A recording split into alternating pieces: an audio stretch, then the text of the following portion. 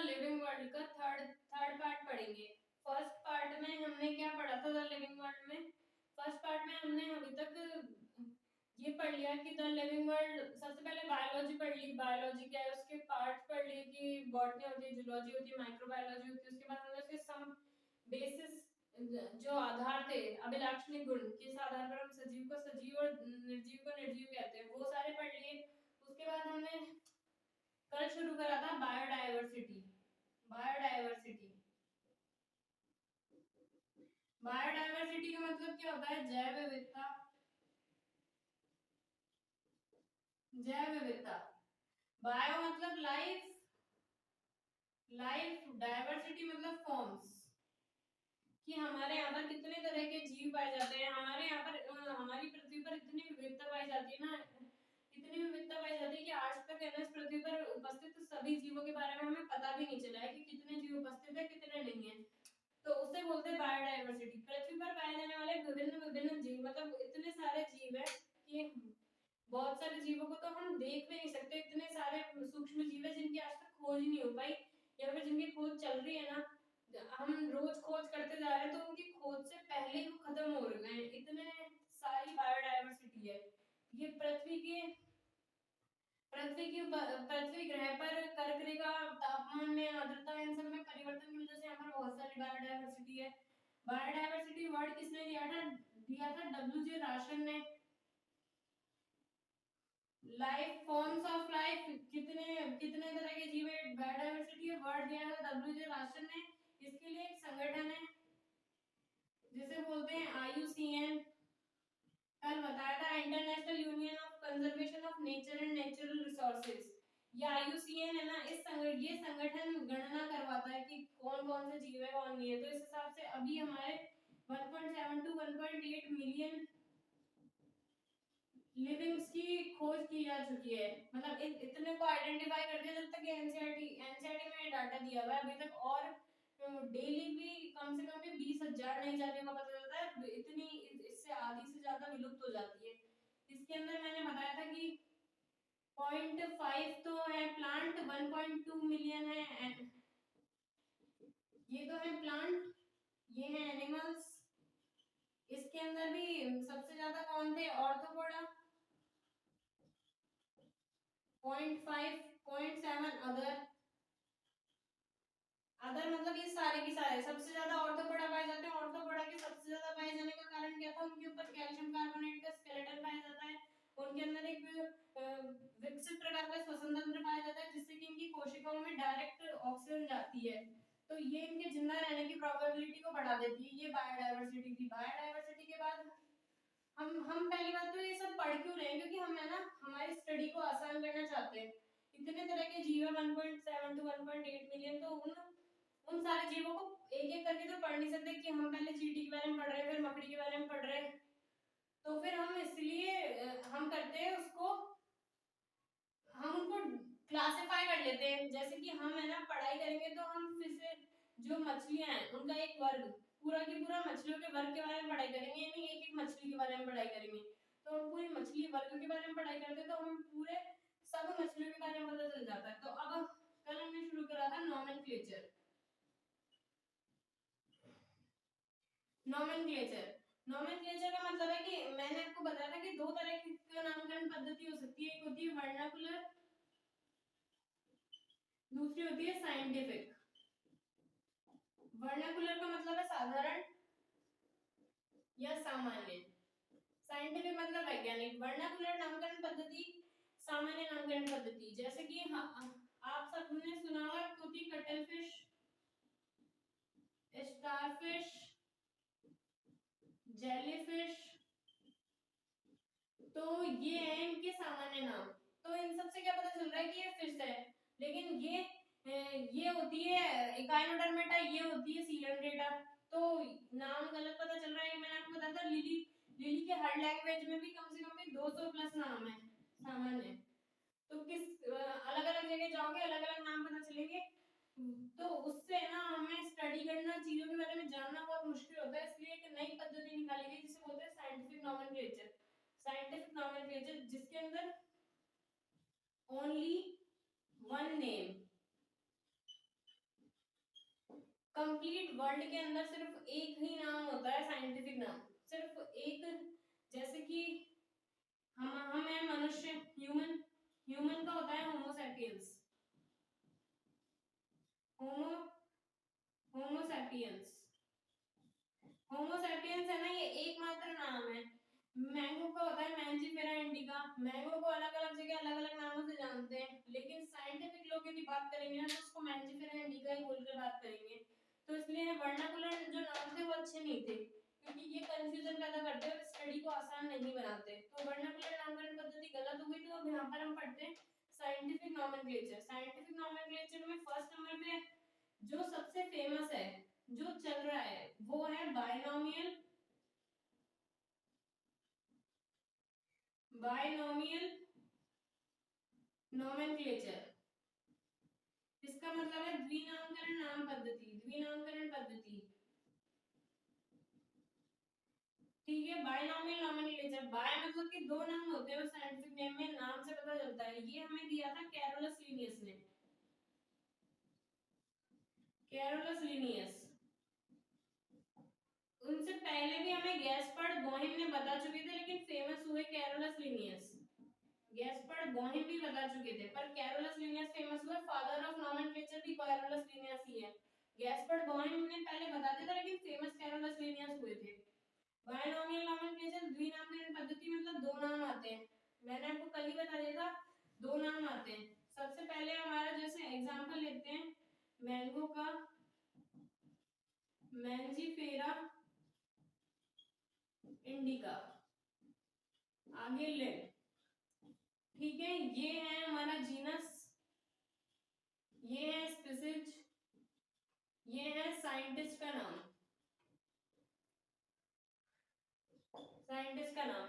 Genus का कल ही बताया था, जीनस का जो फर्स्ट लेटर होता है वो कैपिटल होता है, इनका स्मॉल होता है। और इसको लिखते हैं, जो साइंटिस्ट जिसने नाम दिया है ना, उसके फर्स्ट चार लेटर लिखते हैं उसके नाम के, छोटा करके लिखते हैं उसे। बायनोमियल नोमेनक्लेचर के जो वर्ड हैं वो लैटिन लैंग्वेज से लिए गए हैं, क्योंकि लैटिन लैंग्वेज जो है वो एक डेड लैंग्वेज है, इस वजह से उससे एक लैटिन लैंग्वेज से लिया गया है। लैटिन लैंग्वेज डेड लैंग्वेज क्यों है? क्योंकि सबसे कम लोगों द्वारा बोली गई है, तो अभी तक कम बिगड़ी हुई है, अभी तक लोगों ने इसे बिगाड़ा नहीं है अपने कंफर्ट के हिसाब से, तो इसलिए डेड लैंग्वेज बोलते हैं। तो लैटिन वर्ड में लैटिन से लिया जाता है इनका नाम। बायनोमियल नोमेनक्लेचर नामकरण के लिए कुछ संगठन है जो कि नाम देते हैं, क्योंकि बॉटनी, जूलॉजी, वायरस बैक्टीरिया, इन सबके नाम देने के लिए अलग अलग संगठन बने हुए हैं। वो संगठन है, फर्स्ट है ICZN, ICBN, ICVCN, उसके बाद है ICNCP। इनका फुल फॉर्म देख लो, international international code for zoological nomenclature. ठीक है, ICBN का मतलब है international code for botanical nomenclature. ICVCN, V का मतलब है इंटरनेशनल कोड फॉर वायरस, ये वायरस के लिए है। CP है कल्टीवेटेड प्लांट्स के लिए।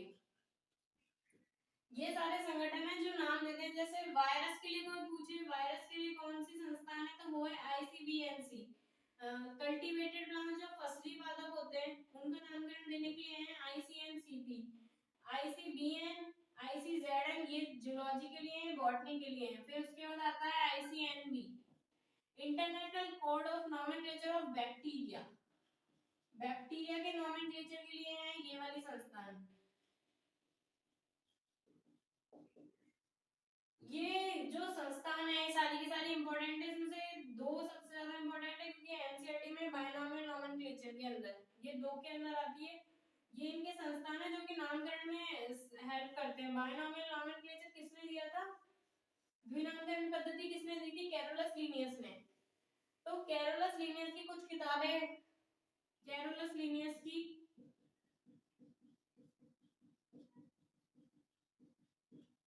बुक्स कौन कौन सी हैं? फर्स्ट नंबर पे आती है फिलोसोफिया बॉटेनिका, सेकंड नंबर पे आती है स्पीसीज प्लांटेनम, थर्ड नंबर पे आती है सिस्टेमा नेचुरी। और वो मैंने आपको बताया था ना कि आईसीजेडएन और आईसीबीएन जो है, आईसीजेडएन एंड आईसीबीएन, इनको मान्यता प्राप्त हुई थी 1961 में। ठीक है, 1961 में मान्यता प्राप्त हुई थी इनको। कैरोलस लीनियस की फिलोसॉफी ऑफ बॉटनी का स्पीसीज प्लांटेनम के अंदर प्लांट्स के नाम है, सिस्टेमा नेचुरी के अंदर एनिमल्स के, सिस्टेमा नेचुरी का जो 1751 के अंदर 10th एडिशन आया था, इस 10th एडिशन के नामकरण है ना, इसको सबसे ज्यादा मान्यता प्राप्त है। कैरोलस लीनियस की 3 बुक्स थी, फिलोसॉफी ऑफ बॉटनी का, स्पीसीज प्लांटेनम एंड सिस्टेमा नेचुरी। सिस्टेमा नेचुरी सबसे फेमस थी, जिसका 10th एडिशन के जो नामकरण है ना, उन्हें मान्यता प्राप्त दी जाती है। नोमेनक्लेचर में आपको पता ही चल गया, क्या बताया था मैंने सबसे पहले? जो जीनस का नाम है वो कैपिटल में लिखते हैं, स्पीसीज का नाम स्मॉल में लिखते हैं। मैंजीफेरा, मैंजीफेरा इंडिका, इनके अंदर या तो यदि आप इसको रिटर्न करते हैं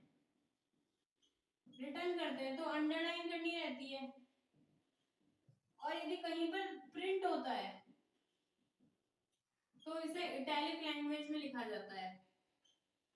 ये भी इंपॉर्टेंट है। दो चीजें लिखी जाती है, स्पीसीज और जीनस और स्पीसीज, इसके बाद वैरायटी लिखी जा सकती है। इसके बाद यदि रिटर्न करते हैं तो अंडरलाइन लिखते हैं, और लैंग्वेज इटैलिक लैंग्वेज में लिखते हैं। इटैलिक मतलब कि तिरछे, इटैलिक मतलब कि तिरछे लिखे जाते हैं यदि प्रिंट किया जाता है तो, और हाथ से लिखते हैं तो अंडरलाइन की जाती है। साथ में यदि साइंटिस्ट का नेम लिखना रहता है तो उसके 4 लेटर या शॉर्ट करके लिखते हैं, अंडरलाइन नहीं करते हैं। इसको बोलते हैं रोमन में लिखते हैं, मतलब कि। तो बायनोमियल नोमेनक्लेचर के अंदर ये सब आता है।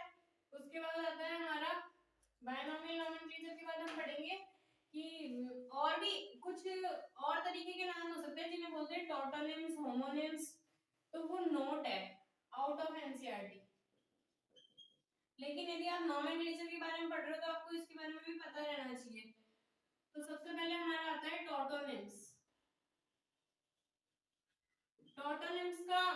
टॉटोनिम्स होते हैं, टॉटोनिम्स के एग्जांपल है जैसे गोरिल्ला, गोरिल्ला, नाजा, नाजा। इस टॉटोनिम्स का मतलब है कि जीनस बराबर स्पीसीज, इनको बोलते हैं टॉटोनिम्स, इनको बोलते हैं टॉटोनिम्स।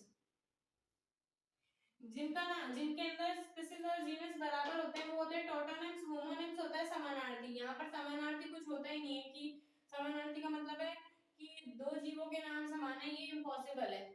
ये यहाँ पर होता ही नहीं है, कि यहाँ पर कुछ भी होमोनिम्स नहीं होता, क्योंकि साइंटिफिक नेम का मतलब ही होता है कि एकमात्र नाम होगा किसी भी जीव का, तो उसके दो नाम हो ही नहीं सकते, और ना ही दो जीवों के किसी के समान नाम हो सकते हैं। उसके बाद आता है हमारा टोटोनिम्स। समझ आ गया? टोटोनिम्स का एग्जांपल था नाजा, नाजा, नागा, नाजा। अंडरलाइन करेंगे, ये जीनस है, स्पीसीज है। उसके बाद आता है ट्रिपल नोमेनक्लेचर या फिर trinomial nomenclature.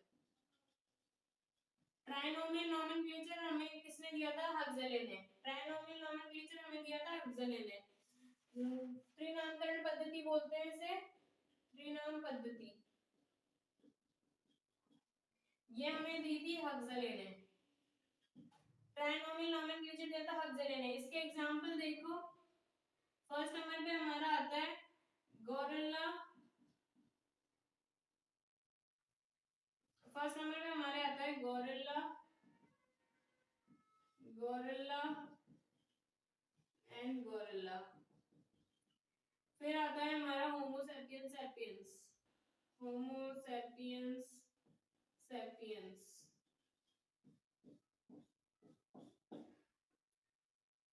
Homo sapiens sapiens. उसके बाद आता है ब्रासिका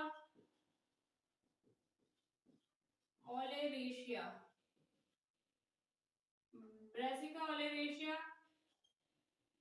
कैपिटेटा। आता है ब्रासिका ओलेरेशिया बॉट्रिलिस। ये जो थर्ड वाली चीज है ये है हमारी वैरायटी। मतलब कि हम इसके अंदर अब जीनस स्पीसीज के साथ साथ में वैरायटी भी लिख रहे हैं, जीनस स्पीसीज के साथ साथ में वैरायटी भी लिख रहे हैं। तो त्रिनामकरण पद्धति है, हक्सले ने दी थी। ये इतनी इंपॉर्टेंट है, कुछ ही जीवों के नाम त्रिनामकरण पद्धति में दिए गए हैं। जो मोस्ट पॉपुलर एंड इंपॉर्टेंट है वो है त्रिनामकरण पद्धति, जो किसने दी थी? कैरोलस लिनियस ने। जिसके अंदर फर्स्ट चीज जीनस लिखते हैं जिसका नाम कैपिटल लेटर से शुरू करते हैं, उसके बाद स्पीसीज का नाम स्मॉल लेटर से शुरू करते हैं। त्रिनामकरण पद्धति, ट्राइनोमियल नोमेनक्लेचर जो हक्सले ने दिया था, गोरिल्ला गोरिल्ला गोरिल्ला, और उसके बाद होमो सैपियंस सैपियंस, ब्रासिका ओलेरेशिया ये होता है फूलगोभी,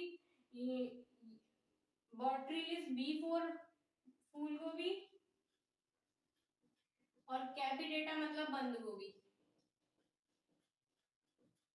ठीक है, होमो सैपियंस गोरिल्ला पता है, ये हो गया त्रिनामकरण पद्धति। अब हम पढ़ते हैं सबसे पहले, अब हम पढ़ते हैं कि टैक्सोनॉमी के बारे में पढ़ेंगे। अब ये जो इतना सब चल रहा है ना ये बाद में काम आएगा टैक्सोनॉमी के। और एक टैक्सोनॉमी के अंदर यहाँ तक सब कुछ समझ आ गया। हमने क्या पढ़ लिया? बायोडायवर्सिटी पढ़ ली, नोमेनक्लेचर के बारे में थोड़ा पढ़ लिया, नोमेनक्लेचर का इंपॉर्टेंस क्या है। फिर उसके बाद हम पढ़ते हैं टैक्सोनॉमी। टैक्सोनॉमी, टैक्सोनॉमी जीव विज्ञान की वह शाखा है, जीव विज्ञान की शाखा जिसमें वर्गीकरण के सिद्धांतों के बारे में पढ़ा जाता है, वर्गीकरण के सिद्धांतों व प्रक्रियाओं के बारे में पढ़ा जाता है। ये है टैक्सोनॉमी। टैक्सोनॉमी क्या है? जिसके अंदर वर्गीकरण मतलब क्लासिफिकेशन के जो प्रिंसिपल्स है और जो प्रोसेस है उसके बारे में पढ़ा जाता है टैक्सोनॉमी। सबसे पहले हम बेस तो तैयार करें कि हम 1.7 to 1.8 मिलियन जो जीव है उनको पढ़ेंगे कैसे। इतने सारे जीवों को तो पढ़ा नहीं जा सकता, तो उसके लिए इन्होंने क्लासिफाई कर दिया चीजों को। तो टैक्सोनॉमी जीव विज्ञान की एक शाखा है। फादर ऑफ टैक्सोनॉमी कौन है? Carolus Linnaeus, Carolus Linnaeus. ठीक है, father of taxonomy Carolus Linnaeus है। नामकरण इन्होंने दिया था, इन्होंने चीजों को बांटना इन्होंने शुरू करा, सिस्टमैटिक्स वर्ड इन्होंने दिया था। फिर हम समझते हैं कि टैक्सोनॉमी, ये वर्ड से हम क्या समझ रहे हैं? टैक्सोनॉमी लैटिन लैंग्वेज का वर्ड है, लैटिन से लिया था इसको। टैक्सोनॉमी वर्ड लैटिन से लिया था या फिर ग्रीक से लिया था? लैटिन से ही लिया था। टैक्सोनॉमी वर्ड लैटिन से ही लिया था, सॉरी टैक्सोनॉमी वर्ड लिया था, टैक्सोनॉमी लिया था ग्रीक से, और जो सिस्टमैटिक्स था इसकी भी एक ट्रिक है कि सिस्टमैटिक्स लैटिन से लिया था। क्योंकि देखो सिस्टमैटिक्स जो वर्ड था ना वो कैरोलस लिनियस के सिस्टेमा नेचुरी से लिया गया था। सिस्टमैटिक्स जो वर्ड आया था ना वो आया था सिस्टेमा नेचुरी से, सिस्टेमा नेचुरी से। सिस्टेमा नेचुरी किसकी थी? कैरोलस लिनियस की। कैरोलस लिनियस किस चीज को बढ़ावा दे रहा था? लैटिन लैंग्वेज को। तो फिर सिस्टमैटिक्स जो है वो लैटिन लैंग्वेज का वर्ड है, और जो टैक्सोनॉमी है वो ग्रीक लैंग्वेज का वर्ड है। टैक्सोन मतलब होता है वर्ग, तो इसमें वर्ग का अध्ययन किया जाता है। सिस्टमैटिक्स का मतलब तो नाम से पता चल रहा है कि क्रमबद्ध अध्ययन करना है इसमें हमें। टैक्सोनॉमी, टैक्सोनॉमी के अंदर तीन चीजें पढ़ते हैं, CICM। टैक्सोनॉमी ग्रीक वर्ड है जिसका मतलब होता है कि टैक्सोन मतलब टैक्सेस मतलब अरेंजमेंट या वर्ग या अरेंजमेंट, अरेंजमेंट नॉमी का मतलब होता है लॉ, जिसके अंदर वर्गीकरण के नियमों का प्रक्रियाओं का अध्ययन किया जाता है, वो है टैक्सोनॉमी। टैक्सोनॉमी वर्ड हमें किसने दिया था? A P de Candolle. ये ध्यान रखना है, कैंडेले ने दिया था टैक्सोनॉमी वर्ड और कैरोलस लिनियस ने दिया था systematics word. Father of taxonomy Carolus Linnaeus है। टैक्सोनॉमी एक ग्रीक वर्ड है, ग्रीक लैंग्वेज से लिया गया वर्ड है। सिस्टेमैटिक्स जो है वो लैटिन लैंग्वेज से लिया गया वर्ड है। टैक्सोन का मतलब अरेंजमेंट और नॉमी का मतलब लॉ। उसके बाद टैक्सोनॉमी के अंदर ये टैक्सोनॉमी की एक ट्रिक है CICN। सी का मतलब है कैरेक्टराइजेशन, आइडेंटिफिकेशन, आइडेंटिफिकेशन, ये है क्लासिफिकेशन और लास्ट में है इन सबको पता करने के बाद होता है नोमेनक्लेचर।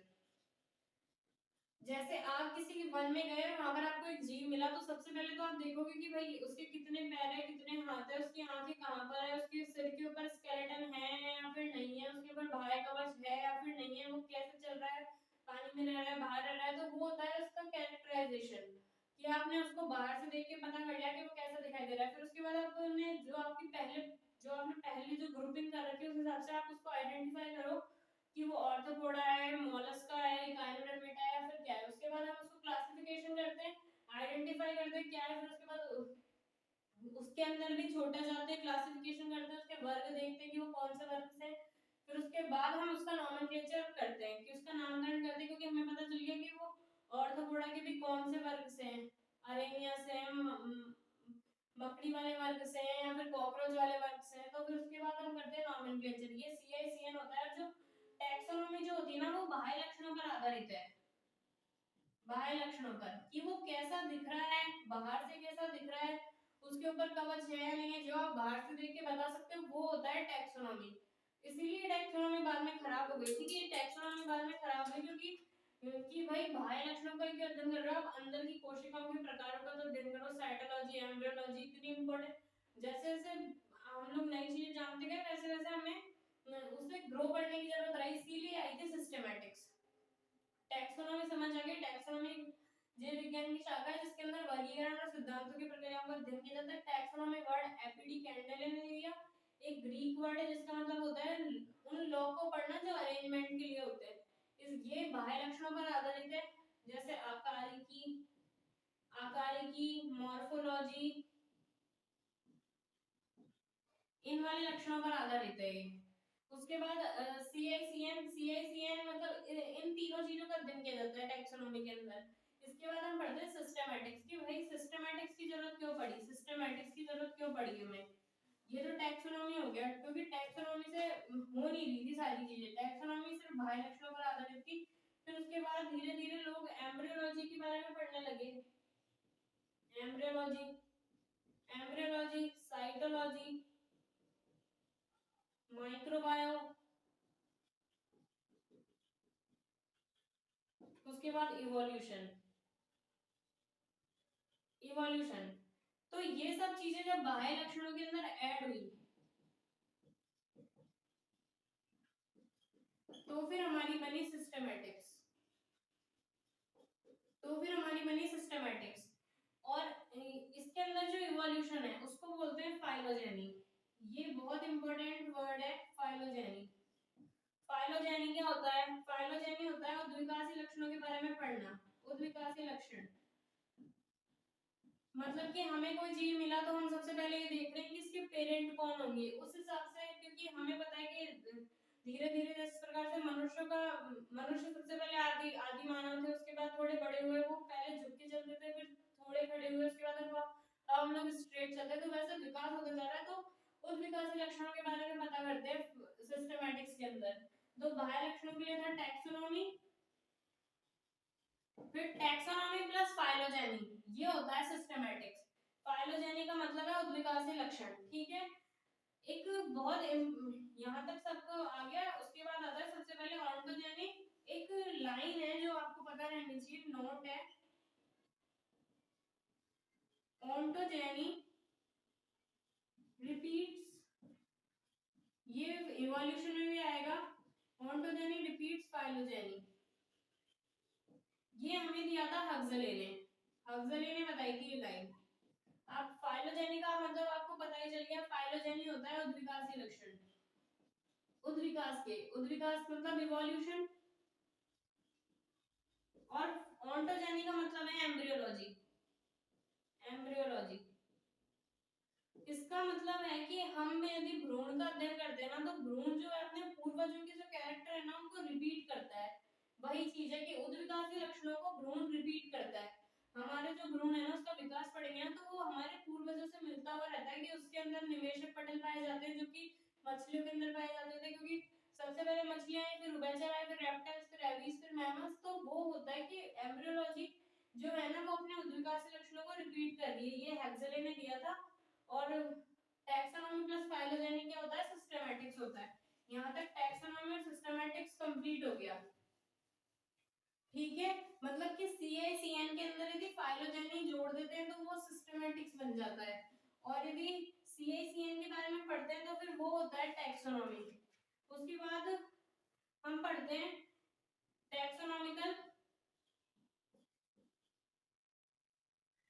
टैक्सोनॉमिकल सॉरी उसके बाद हम पढ़ते हैं टैक्सोनॉमिकल हायरार्कीज।